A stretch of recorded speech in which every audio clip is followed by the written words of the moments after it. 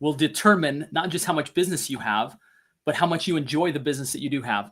Excited to be with you today, guys, to talk about such a powerful lesson that so many professionals don't understand. I'll tell you this, that when you understand how to tell compelling stories, you'll be competing at a level that your competitors don't even know exist. I'm thrilled to share this with you. I've studied at a deep level from numerous mentors, some of the best in the business, how to really get and keep people's attention. And today I'm going to teach you the art of doing so through storytelling. Let me begin by sharing a story of my own. This past week, I was in a room of about 25 people. And the individual who we were learning from was by far the youngest person in the room. And his ability to tell compelling stories kept each and every one of us, some people far older and more successful than I was, and they were deeply on the edge of their seat almost for 3 entire days. And the principle that this individual that was coaching and mentoring us, he said, never teach a principle without telling a story, and never tell a story without there being a point, a purpose to it. You see, the human mind is very finicky, especially in a oversaturated world where we have so many things competing for our time, that if we don't do a very compelling job of keeping people's attention, we quickly lose them. And the reality is people listen and, more importantly, remember at a third grade level. A third grade level. I think about, I have a fourth grader, I have a sixth grader, and I have a first grader. And I think about like the level at which they learn. That's the reality of how most people listen. And it's not necessarily because people are dumb. It's just because there's so many other things for them to think about that they only have their mind in such a state to be able to understand and, of course, remember at a third grade level. So what happens when we tell a story is that you get more of people's attention. There's something about a compelling story that causes people to give you more than just a third grade attention span. They start to really tune in. Very similar to how me and almost 24, 25 other peers of mine sat and listened to someone in his 20s tell stories. Here's the powerful thing about this individual. He's built alliances with some of the biggest names in the marketing space. People like Ty Lopez, people like Russell Brunson, people like Myron Golden, people like Garrett White. Some of you that are involved in marketing recognize those names. And this individual, Josh, who's the individual, his ability to coach us and keep our attention was amazing for 3 days. For 3 days. So how does this apply to you as a real estate agent?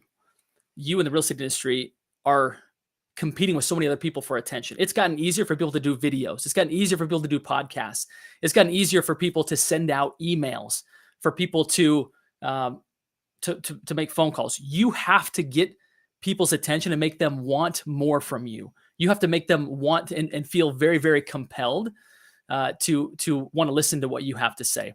So for those that don't know me, my name is Justin Stoddard, and I am the CEO of Think Bigger, and I run a company that coaches and teaches real estate agents and title professionals how to have not just success, but how to have significance. And today I'm going to be diving in very deeply to how to tell a compelling story. So with that, let's dive right in. And I'm all sweatered up today. Hopefully you're feeling the warmth. Thanksgiving week is when I'm recording this, and so excited to share some of that warmth with you. I look at myself in the mirror. I'm looking kind of funny here, but here, let's see here. Let's change this look here a little bit. I look a little stuffy. I want you guys to think I'm stuffy. There we go. All right. So let's dive right in. And I realize my cord is seeming to struggle here a little bit. So let's try this. All right, there we go. Okay, now we can see it. Tell a compelling story. That's what this is all about today. Now we're going to talk specifically about why your clients are not listening, how to get them to listen, and how you can apply this today. I'm going to give kind of very tactical advice. So we have to ask ourselves the questions: why do our clients ignore our marketing and our advice, and yet they tune into other real estate expert strangers for hours every day? You might be like, wait, what? My clients are tuning into other real estate experts for hours when they're archiving my emails without ever opening them? Yep, they are. You're like, who's possibly that good at doing it? Well, here's a couple of people that are very, very good at keeping attention. Okay. And they literally keep our clients' attention for hours and hours a day. How do they do it? Is it just because they have a big network? It's not. That's not the only difference. Um, in fact, I would argue if you look at this screen right here, the same screen at which they're looking at your emails and your content is this same screen that oftentimes they're watching some of these professionals, right? People are watching HGTV and these other things on their phone. So it's not just the fact that they have a TV network behind them. I won't argue that doesn't hurt them. It helps them for sure. But the reality is that they and or more the producers of those shows know how to tell compelling stories. So what is the difference then, we ask, right? What is that difference? It's our ability to create compelling content that gets and keeps attention. Okay. Now, the human mind, as I described before, is very finicky. And if it thinks it knows what's going to happen, it tunes out. Think about it. When you're scanning an email, you're looking for anything that's out of the norm. And if you kind of look at that email or you see that post and you're like, I think I know what they're going to say already. Your brain, to preserve energy, skims, scans, and gets rid of things. It realizes it has only so much energy. By the way, your brain uses more energy than any other organ in your body. It recognizes that it only has so much energy to get you from the beginning of the day to the end of the day. And so the only way to get you there is to remove a lot of the things that are unnecessary for your brain to really delve into. So it becomes super important then for you to be able to not get dismissed and ignored, is to create ways to create attention, right? Create reasons for people to give you attention. The unexpected, and we'll get into this a little bit more here, right? Some of you know Gary Vaynerchuk, another big name in marketing. It's always about depth, not width, right? Attention is the asset, is what Gary teaches. Is that if you have people's attention, you at least have a starting place. If you don't have their attention, you have nothing, right? The brain is a very competitive space in today's world. The eyeballs and the brain, everyone's competing for. And so you have to find a way in. You have to find a way to get access to that real estate. So before you become a very good real estate broker, in fact, I would argue that you can be the best real estate broker in town, but if you have nobody's attention, you will have no business. Think about it. If people have forgotten about you, there's a 0% chance that they will use you. You could be the best, like the best real estate broker in town. But if they've forgotten about you, literally, like they forgot that you exist, they won't use you. Does that make sense? Like, you have to have attention before they can use you. And that's why oftentimes we see inferior agents absolutely cleaning up, is because they played the attention game. Now, I'm not recommending that you let your real estate services and customer service and all that stuff drop, but it's not, you can't have world-class service on clients that you don't have. Does that make sense? You have to have attention first if you're going to have anything else. Now, I believe you should have both. You should, number one, have great attention, be in the minds of people, be able to tell compelling stories that get them tuning into what you have to say. And then follow that up with amazing customer service, and people will continue to come back. Okay. Now let's talk about some of the ways to not get attention. Okay. Now, there's actually 1.6 million real estate agents right now. However, that number's dropping fast. It's expected that 600,000 agents are going to get out of the business here over the next couple of years, which is exciting for those of us that are deeply committed to the industry. Those are deeply committed to getting the help necessary to thrive at a high level. This is great news, right? Because all the pretenders are getting out, and it will have an industry once again of true professionals. Okay. So the reason why so many don't get attention is because they sound like the multiple listing service, right? They sound like a really kind of boring set of stats about a house, right? People can get that anywhere, but it's not captivating. Okay. So there's two major problems that we're all trying to solve. Is number one, we need more opportunities. And number two, we need more conversions on those opportunities. And I'm telling you that a great way to do that is to learn how to be a compelling storyteller. There's also two areas in which you need to be masterful at marketing. Number one is marketing the properties that you sell. And then number two, marketing your business. Because keep in mind, if you don't market your business well, you won't have anybody remembering to use you. I think we've all probably had the experience of somebody using us because they forgot that we were in the business. Don't ever let that happen again. These principles that you learn today are going to teach you how to never let that happen again, to where you always have the attention of your audience. Okay. The one solution to both of those problems, both sets of those problems, is to be able to tell very compelling stories. Let's talk about how we do this. Okay, getting into the how. Here are some people who have made it an absolutely like $1 million career in telling stories. Best-selling authors, right? Maybe some of you recognize some of those people, right? Everything from Stephen King to J.K. Rowling, right? There's some big names there. There's also Hollywood movie directors. Now, these people make tens of millions of dollars, sometimes more, for being able to tell a compelling story. Now, we're not in that business, but we are in that business. Okay, we are in that business. So the way to not get attention is to not sound like this. Okay, like a stat sheet. And all too often, that's what we do. 3-bedroom, 2-bath house, quiet cul-de-sac, right? And it's like, okay, that's boring. Now, the only people that are interested in hearing that story are people that are looking for that exact house. And the reality is they're only looking for that probably every 5 to 10 years. And so the chance that you're going to keep their attention by continuing to talk about those boring things over and over and over, up to the point to where when they're actually shopping for those things is very small. You will lose people. You will absolutely lose people. So don't do that. Okay. Like, yes, this stuff needs to be communicated, but it's not compelling. It's not compelling just to tell stats on a house. Okay. So let's talk about this. One of my friends and mentors, he taught me this. He said, the biggest challenge that we have is how do we keep people's attention in the valleys in between when they need us. Okay. And if you look down low below this, so you can picture here, these vertical lines would be an illustration of when people need our services, when they're actually looking to buy or sell a property. And the build up to that time is when they actually start paying attention to more tactical things like neighborhood information, things like what's happening in the market, what's happening with interest rates, right? It doesn't impact people as much as it impacts us. We're engulfed in interest rates. We're engulfed in the housing market. Other people just read a couple sound bites just to keep in tune, but it doesn't really impact their life like it impacts our lives. So they don't pay attention to it. Now, when they get a little bit closer to that point in time where they need to buy or sell, their attention grows. But all this big space in here in the middle, in between from when that starts to build up to that point, they don't care about all the bar graphs and charts and stats. They just don't.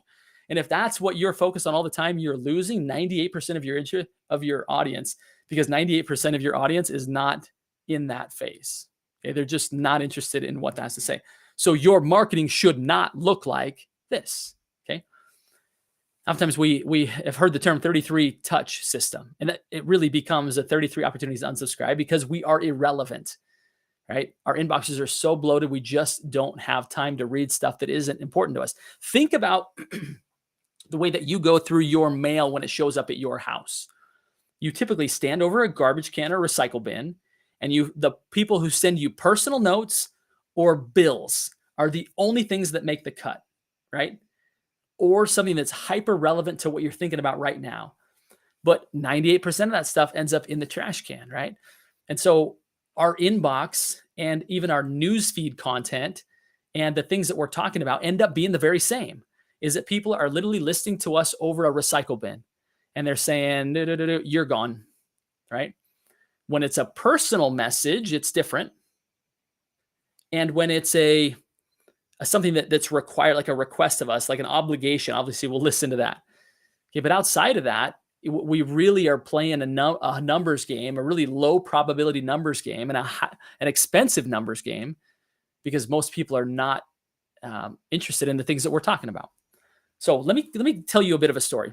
Maybe some of you recognize this man. He's the late Steve Jobs.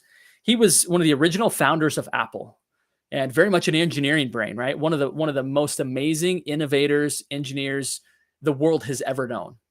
And I would say probably one of the most revolutionary products is the iPhone and what that's done for business and Apple products in general. So the history of Steve Jobs is that was the way his brain worked, is he was very much an engineer type. And Steve would try and market as an engineer. In fact, one of his last-ditch efforts to sell one of the big computers before he was removed from Apple, some of you don't know that story, he was actually removed from Apple, but he actually put out, I think it was a 4 or 5 page ad in a major publication, like a New York Times or might have been the Wall Street Journal. And he went into the amazing details, like how many gigahertz, how many RAM, like all the stuff that this computer had inside of it. The reality is people don't care. Unless they're engineers and they helped build that thing, they don't care. And it was a total flop, right? Because most people, they're not buying a computer because of all of the specs. They're buying a computer because of how it helps them in their life, how it impacts their story. So Steve Jobs left Apple, was forced out. Okay. Well, in that time that he was out, he had some time to ponder. And he actually was put on the board at Pixar. Okay. Now, this is the later Steve Jobs, but Steve learned how compelling it is to tell a story, right? From one of the most prolific storytelling companies in the world. And in that process, Steve learned what it takes to get and keep people's attention, that all of the minutia, all of the finite details of a computer is not why people buy computers. And he realized that people buy it because of the story that it helps them to create about themselves and about their future and how it impacts that. So then you return Steve Jobs' return, right? He came back a very different marketer, right? Let's look at the difference between these two. This is Steve Jobs, early Steve Jobs trying to market. And this is later Steve Jobs learning to market. Now, I'm going to share one example here, and then I want to ask you a question, so stay tuned. But one of the things that Steve Jobs identified, he would put a word out there, and he would say things that were very compelling, like in the days of some of the world's greatest minds, like Einstein, they didn't have Apple computers. But I'm convinced that if they did, those people, those great minds would have used Apple computers. Like, what's he saying here? He's telling a story. The people that change the world use Apple products. They're revolutionary, right? So it says something about you. I know for me and my brand, think bigger real estate, I'm not embarrassed to have an Apple computer carrying it around, right? I'm just not, because it actually says something about me, right? It says something about me. And you may or may not agree with that particular product, but you may agree with the purse that you carry or the shoes that you wear. We associate with certain brands because those brands tell a story, and we want that story to contribute to our story. It improves our story as opposed to diminishes our story. Okay. Now, I want you to think back about how you might be marketing to your clients or your prospective clients. Does it feel like this? Does it feel like the Steve Jobs of old, where it's all of the details of the market that makes people go cross-eyed? Or are you, in very simple terms, telling people how the current market impacts their story, and even telling real life human stories of how you helped to navigate people to a greater outcome? So what makes a weak story? What makes a compelling story? Obviously, too much detail and not bringing human life into it is part of a weak story. So a compelling story. Let's look at some of the components. I actually studied for 2 years with an organization out of the Bay Area, and we talked at length about the power of a story. And one of the most important things I took from that, and even from my workshop this past week with this young man who's done some incredible things, is the power of conflict. You see, when people see your marketing and they know what's going to happen, and there's no conflict, there's no drama, there's no contrast of, oh my goodness, this could happen, but this is what we want to happen. If there's no risk, if there's no conflict, people don't pay attention, right? The most boring movies, the most boring books, the kind that we don't get to the end, we don't finish, are those that don't have any conflict. I want you to think about your favorite movie, your favorite story. My guess is there's some pretty severe conflict. You're like, oh my goodness, it was like, what's going to happen? Oh my goodness. And it turned out the way we wanted it to, right? But not after some severe questioning. So every story has a brief intro so that there's some context, and then there's conflict, right? And I purposely made conflict bigger there. And then there's the rising action, the resolution, and the denouement, which is the happy ending. Okay, so let's talk about what this looks like on the ground. Here's a quote, however. I'm going to read it. If we want our customers' ears to perk up, when we talk about our products and services, we should position those products and services as weapons they can use to defeat a villain. And that villain should be dastardly. Okay, now what are you talking about? Like villain, like the real estate agent that lists in that same neighborhood? No, don't do that. Right? The kind of villain we're talking about is whatever is plaguing people. It could be, it could be market conditions. It could be even seasonality to some degree. It could be what's happening in the stock market, right? That's causing people to question. Think about something that is having an effect upon people's reality. Like what is at the root of some of those consequences? Maybe it's inflation. Maybe it is interest rates. And rather than showing endless bar graphs and charts of graphs, talk about that thing as a villain, right? And then help them to be able to see overcoming that. And how? By telling stories of other people overcoming that you help them. Let me explain. Darth Vader, right, is the villain. You think about the classic series trilogy. There's more than 3 now. Of Star Wars, right? You have Darth Vader. He is the bad guy, right? And then we have, of course, Luke Skywalker. Now, of course, we all want to be Luke Skywalker, but here's the challenge with telling compelling stories is that if we're the hero of the story, then people are happy for us, but that doesn't really solve their problems, right? What they're looking for is they want to be the hero. They're living in an apartment and they want to be a homeowner. They have this big old McMansion that they want to downsize and get into a community with people more their age. They're going through a divorce, some hard times, and they want to get that behind them and open up the new exciting chapters of their life. They're going through, having a new baby and the house is too small and they want to be in a house that has more of a backyard for their growing family, right? These things can be the villain of like, your backyard is too small, right? You can't paint the walls because you're renting. You can't have a dog because you're renting. Like these things are real villains for people. Okay. And you want them to be able to see the ability to go beyond that. You want them to be able to see, how can I get past that? You want to talk about the pain as to where they're at right now. And then you want to talk about the bright future that's out in front of them. And you want to have contrast between that. Like, boy, that must be really challenging to not be able to have a pet. You've got these beautiful children that I'm sure would love to have a dog. And these walls that have some funky murals on them. I know that from a house that we rented years ago. We hated the murals. They were like peacocks and stuff. And it's like, can I just paint over that? But I couldn't because we didn't own the house. Right. So you can talk about these personal experiences like, oh my goodness. And the carpets, like your babies are crawling around on that. And you don't own the house. You can't convince whoever owns the house to put in new carpets. And it's like, I just want to have a place of our own. Okay. That's a villain. Like that being trapped inside of a landlord, all of a sudden, that's a bigger villain than, hey, interest rates went up 1 or 2%. When you really get to the core of what people care about, it's much more than just a rate, right? It's the fact that the circumstances they're in right now isn't ideal. That's the villain. That's the thing. Okay. And be okay talking to people about that. How does that make you feel?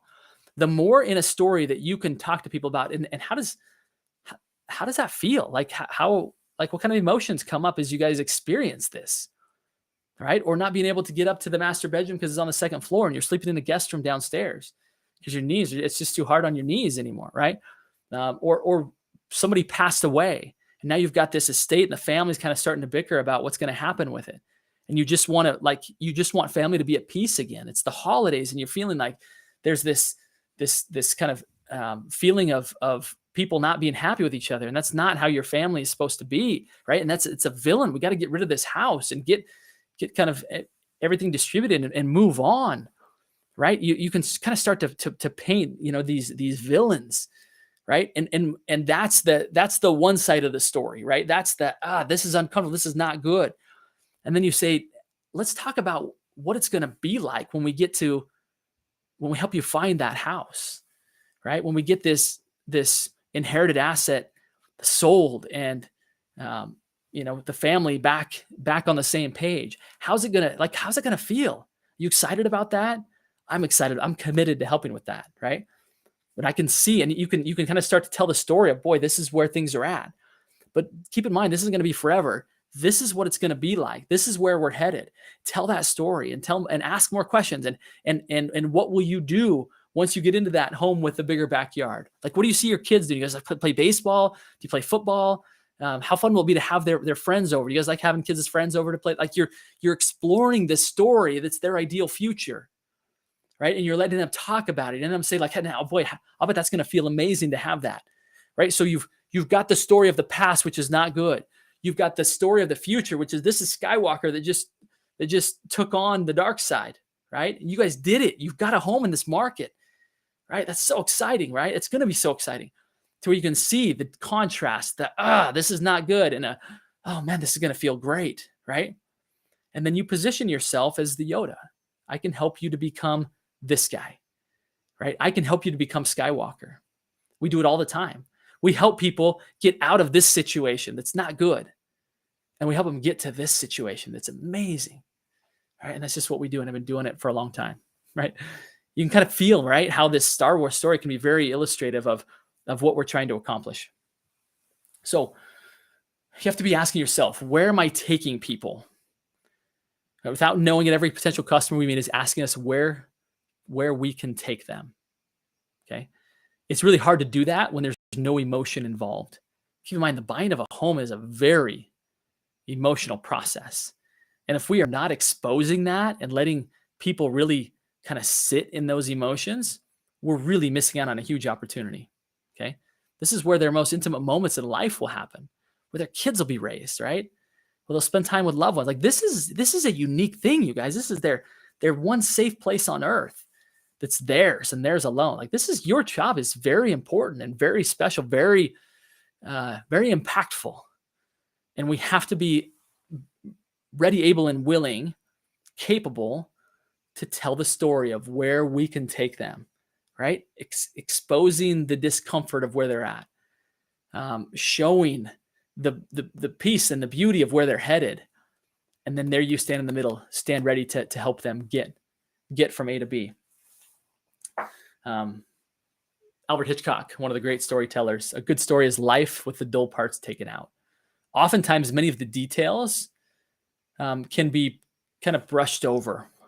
Get to the emotion, right? If people want to know the details, great, but don't just because you swim in stats all day long doesn't mean that that's overly helpful for other people. I'm not saying don't know your numbers, but tell the numbers through a story. Get out the dull parts, right? Start to tell actual kind of real life stories. So I would, as we wrap up here, just encourage you that telling stories needs to become a part of everything you do. I'll go back to the advice that my coach gave me, is that never teach a principle without telling a story. As he said this, it was so interesting because he would want to teach us something and he would say, wait a minute, hold on. Okay, I got the story. And he would then get into telling the story. And then he would teach the principle. But he realized that if he just taught the principle, we wouldn't remember it. So every time you do a post on a social media, every time you send out an email, every time you interact with a client, think about what is it that I want to share with this client? Where am I taking them? And what's the principle that I need to teach them to help them to get there? And what's a story by which I can reinforce that? If you'll just think that way, of I never teach a principle without telling a story before every time you communicate anything. Okay, even if it's brief, even if it's short, even if you end up not using it because it would be too much, at least you start to think in parables. You start to think of ways that you can teach deeper meaning to things that people will remember. You'll have their attention so that you can then have their business. I'm thankful for all of you that have tuned in, whether you're listening live or whether you're listening after the fact. Please reach out if this has been beneficial to you. Let me know. For those of you that are wondering what it looks like to partner with Think Bigger Real Estate to get better at what you do, to close more warm market business, you can go to thinkbiggerre.com, fill out a referral score survey. There's a little short questionnaire that will give me some insight around your business It will allow me to see if there's ways that we can add value to your business by helping you to scale your warm market business. The answer might be you're in good shape. Keep doing what you're doing, right? We give that answer when it's appropriate. Other people are like, we see some low hanging fruit here for you. So please thinkbiggerre.com. Go there, fill out the referral score. Let's engage in a conversation. There may be some free resources that I can help you with right away. There may be some ways where I can be even more impactful and influential in your business. So appreciate you tuning in, everybody. Thank you so much. And my final request of everybody listening here today are these 3 simple words.